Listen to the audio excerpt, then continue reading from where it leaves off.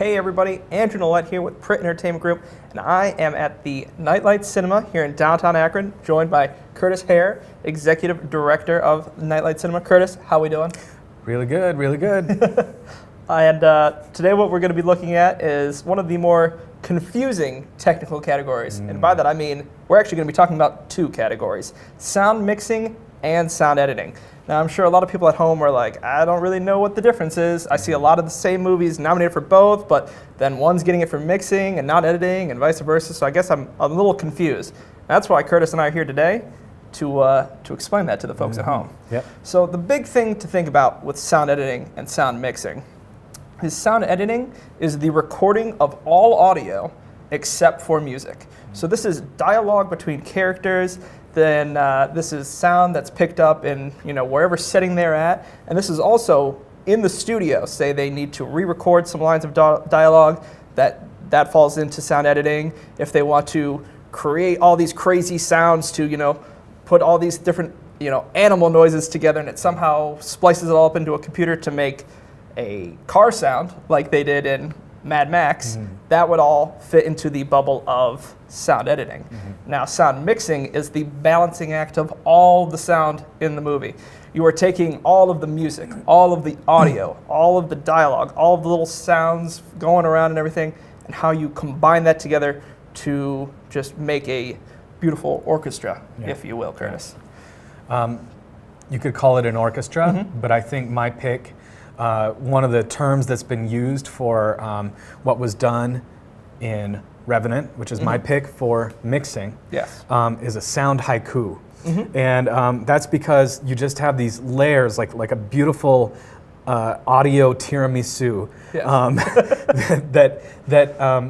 where you have layers of what's happening in the real film world and layers of what's happening in kind of the spirit realm. It's almost like there are two stories taking place in the Revenant side by side that you can only distinguish between them by listening. And to me, that's pretty incredible. Inarritu, the director of this film, did Birdman last year, and he brought back the same sound crew to do this film.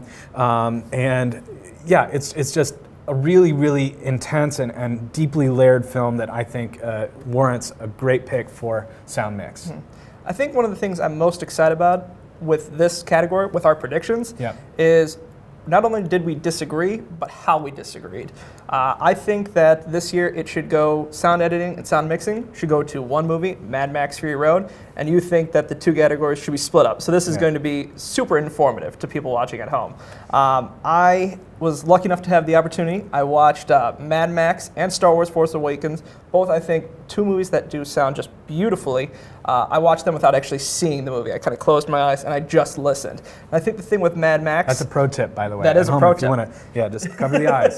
And kind of enjoy the sound. And I think the thing with Mad Max is the visuals in Mad Max are so powerful and so intense that we almost forget about the sound because they match so perfectly, but they are just as impressive as the visuals in Mad Max. And so looking at the sound editing, you have all these great records of cars and fire and just the subtle dialogue. There's, you've got one character just yelling and screaming at the top of their lungs, and then you have Max, who is a very quiet. You have so much contrast, and it's all the audio is being used at the same time. It's being mixed at the same time, and that's kind of to tie in why I think it should get both awards, is that they are taking the sound editor for this said that at one given time, he had 2,000 channels of audio. For the folks at home, that is 2,000 different audio pieces at one time, and you can see it in that opening car chase sequence of how much sound is being used, and he was able to mix all of that, all this great dialogue, all this quiet dialogue, use it all together, and then just subtly and abruptly just stops with the film and just stops and goes to complete silence. And I think that's one of the most powerful sound scenes that I've seen in a movie in a very long time. I mean, how many monitors do you think he had to stack on top of each other? 2,000 audio channels. I can't even imagine it. And to even wrangle that much in your mind and think about how they should be, it's insane. And I don't disagree, but when we talk about editing and you talk about this dialogue, I am looking back to Star Wars Force Awakens and I'm thinking, this series also has a great lineage and history in terms of amazing sound editing, stuff that has become absolutely iconic. Ben Burt, who did a lot of the great sound effects, including like the voice of R2-D2. I wish I could do it for you here, but I can't. No falsetto, beep, beep, boop. And he also did like the lightsaber sounds and stuff that was just, it was just new, and it set a whole new level for audio technicians. And so coming into The Force Awakens, that was another piece that it kind of had to live up to. And I have to say, I really think it did. And in addition to doing that, it did some new things. So when you think about Kylo Ren's voice, there have been a couple instances of films over the past couple years where they're trying to nail the sound of this voice that feels omnipresent.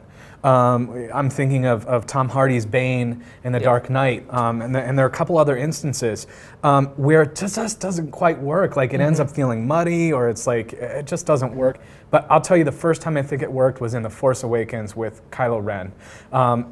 You get this really, really crisp, frightening, but also what's the word? He's scared a little bit. You sense all of that, and it's kind of in your mind as if he's doing a force choke right there. Yeah. And so I have to give it to him for that. In addition, there was a great kind of playing with tradition in terms of BB-8's sound. The saber sound for Kylo Ren was really cool because they modified the traditional sounds. It's got more of a crackle to it. It's a little bit fierier.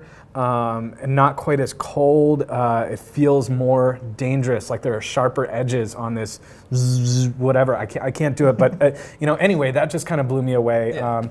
Star Wars was not my favorite film overall, but I gotta say the sound editing was pretty intense. And the thing that makes it really tough for me to not give Star Wars mixing is the fact that John Williams' score is in there. Yeah. But I'm still gonna stick with Revenant for that. All right, Kurtiss, I think the folks at home now understand the difference between sound editing and sound mixing. And when it comes to Oscar time, they'll understand why this movie was nominated for mixing, or why this movie was nominated for editing, and why this movie was nominated for both. Yeah. So thank you for joining us today in our breakout video. You can always check out our other breakout videos on our social media pages, Pritt Entertainment Groups, and the Nightlights, as well as after the Oscars. Make sure to check out our social media pages because we will have a list of who did better. Kurtiss seems confident, but I don't think he should be confident because I'll tell you what, Kurtiss, I think I'm taking it home. I don't know. I think my predictions were pretty spot on. Time will tell. All right, Kurtiss, thank you for letting us into the Nightlight here. This is beautiful space. Thank you, everybody, for joining us. See you soon.